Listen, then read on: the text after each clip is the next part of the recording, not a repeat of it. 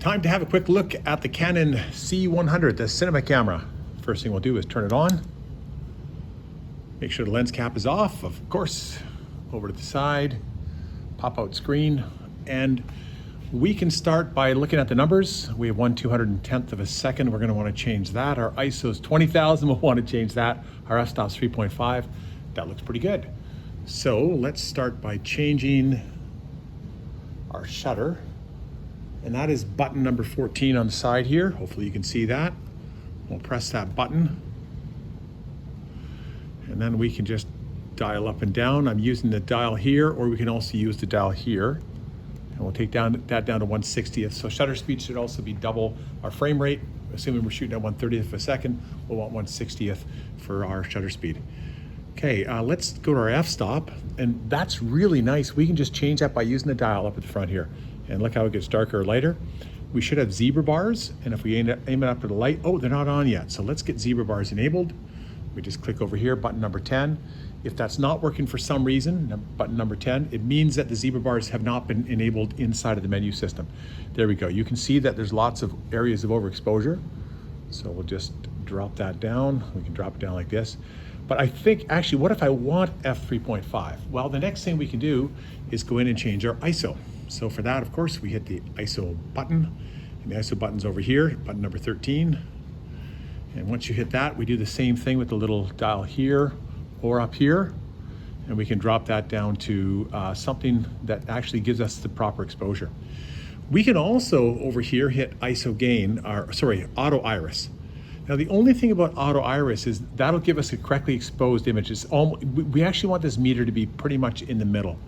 So we're close. And I could adjust the f-stop until we get the meter in the middle. It looks a little bit dark to me though.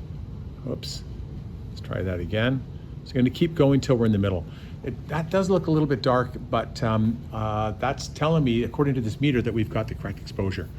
What I don't like about using auto ISO down here, or auto iris, is that it adjusts the iris. I want to have control over that.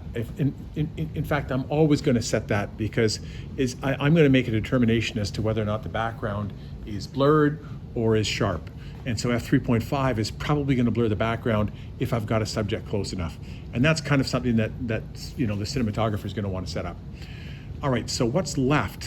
Well, at this point, yeah, we go back and adjust our ISO, get that to where we want. Last step is to focus. And this is awesome. All you do is hit the autofocus button, which is at the front here. Okay, one shot autofocus right here. So if we go back and hit that button, it will focus. Now I'm going to turn on focus peaking. If this doesn't work, button number 9, what you'll want to do is enable that inside of the menu system. And there we go. You can see this is working. Everything that's outlined in red means that it is in focus. I'm trying to think about, magnification can be kind of handy. And there's 2 ways to do this. Actually, there's a magnification button up here, but I think I've enabled that on all cameras to take a picture. And so that's actually what it's doing right now. And I'm just gonna adjust this. These tripods are really not big enough for these cameras. We've got to use the bigger tripods. I think we've hit most of the buttons here. So we've got magnification where we can zoom in. That's handy for focusing sometimes. They're just, especially if you're gonna manually focus, hit it again, it takes you back. Okay, peaking, that's focus peaking, tells us what's in focus, outlined in red. Zebra bars, we know what that is. AF lock, don't need to worry about that for now. We've got white balance buttons, not gonna worry too much about that. Auto iris, we've talked about.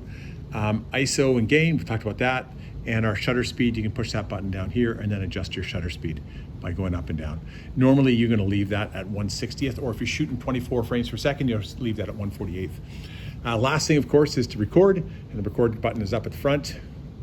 And there it is, the light is on red, and that's this button right here. Okay, and again, we hit that same button to stop it. All right, hopefully that's enough to get you started. These cameras are fantastic. That's it for now, over and out.